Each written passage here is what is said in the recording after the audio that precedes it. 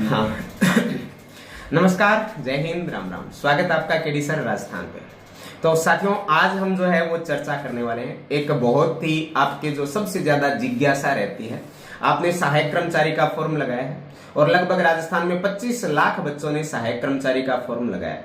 तो आपको ये जिज्ञासा जरूर होती होगी कि आपका जो है ग्रेड 4 या सहायक कर्मचारी में जो है वो क्या काम करना पड़ता है, कितनी सैलरी होती है, आपके कौन से विभाग में प्रमोशन के ज्यादा चांस होते हैं और प्रमोशन कितने साल से जो प्रमोशन मिल जाता है। तो आज आपको रूबरू करवाने वाले हैं। तो आपका जो है एक अपने आर्थिक एवं सांख्यिकी विभाग में सहायक कर्मचारी हैं विद्याधर जी। तो विद्याधर जी नमस्कार। नमस्कार साहब।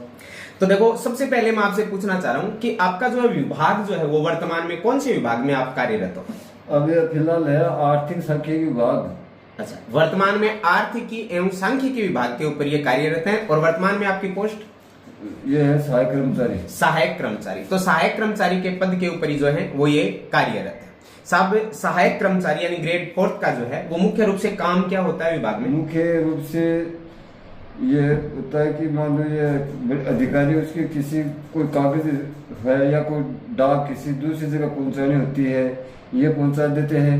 और किसी मान लो चाय पानी की जरूरत होती है वो पिला देते हैं ला करके। मतलब इनका कहने का मतलब ये है कि मोटा मोटी जो काम होता है वो होता है कोई जैसे कोई डाक है तो वो डाक कहीं पे पहुंचानी होती है, डाक पहुंचा देते हैं। मुख्य रूप से जैसे मान लो अधिकारी ने ये कह दिया कि दो जो है वो डॉक्यूमेंट फोटोकॉपी निकलवानी है तो वो निकलवा दी, और कभी कभार कोई जरूरत हुई कि चाय पानी की जरूरत है उनकी व्यवस्था करना, ये आपका जो है मुख्य रूप से क्या होता है? काम। ये काम रहता है। चलो जी, ये आपका जो है सहायक कर्मचारी का क्या होता है? काम होता है। दूसरी बात साहब, सैलरी। तो सैलरी की बात करते हैं तो आपकी जो है आपकी जो इसमें सहायक कर्मचारी में जो सैलरी होती है वो मुख्यतः न्यूनतम सैलरी लगभग कितनी होती है? न्यूनतम 30,000 रुपए सरकारी। तो आपकी जो है लगभग 30,000 रुपए जो है वो क्या होती है? सैलरी। साहब, वर्तमान में आपकी सैलरी अभी इस वर्तमान में मूल वेतन 36,000 रुपए है। मूल वेतन 36,000। मूल वेतन जो है वो इनका 36,000 रुपए है मूल वेतन। तो आप समझ सकते हो सैलरी जो है वो आपकी टोटल सैलरी जो आती होगी वो तो ज्यादा ही आती होगी। तो मूल वेतन आपका जो है वर्तमान में 36,000 रुपए क्या है? वो आपका इनका वेतन है।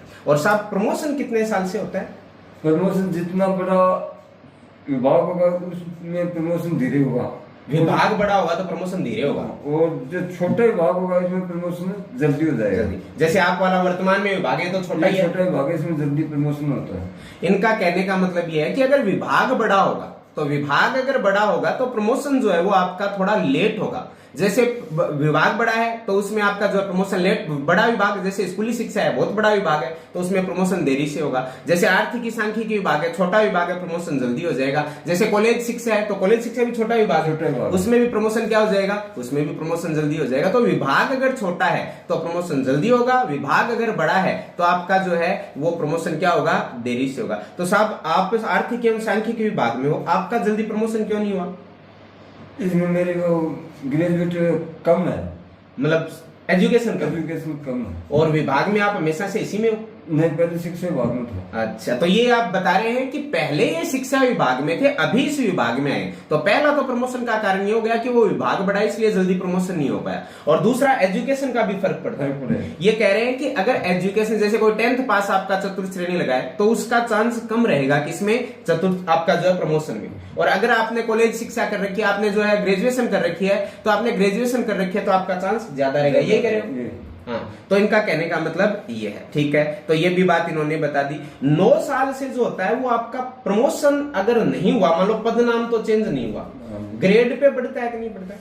ये हर 9 साल से ग्रेड पे बढ़ता है। 9, 18, 27 वेतन वृद्धि होती है। 9 साल से हो जाए। 9 साल से। तो इनका कहने का मतलब है कि पद नाम तो चाहे आपका जो है सहायक कर्मचारी ही रहे, लेकिन 9 साल से जो है वो ग्रेड पे जरूर बढ़ेगा। यही बात है साहब।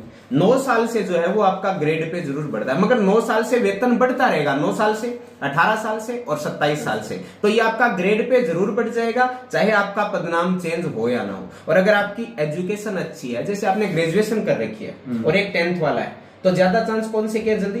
ग्रेजुएशन वाले के जल्दी चांस है कि उसका पदनाम भी ग्रेड पे तो बढ़े ही बढ़े और पदनाम भी क्या हो जाए, चेंज हो जाए। तो ये इन्होंने बता दिया कि आपका जो है विभाग भी बता दिया, आपको सैलरी भी बता दी, कार्य भी बता दिया, इन्होंने प्रमोशन भी बता दिया, ये सारी चीजें बता दी। तो इन्होंने मोटी मोटी बातें बताई हैं कि विभाग जितना छोटा होगा प्रमोशन के चांस उतने ज्यादा है। सैलरी इन्होंने बता दी न्यूनतम 30,000, मूल वेतन 36,000 है। तो आप समझ पा रहे हो सैलरी अच्छी खासी खूब मिलती होगी आपकी, तो सैलरी की कोई कमी नहीं है। काम तो काम इन्होंने बता दिया, मोटा मोटी ज्यादा कोई काम नहीं होता है, नॉर्मल काम होता है और सब आराम की नौकरी है कि ज्यादा माथा पर सबसे आराम की नौकरी यही है, सबसे आराम की नौकरी है।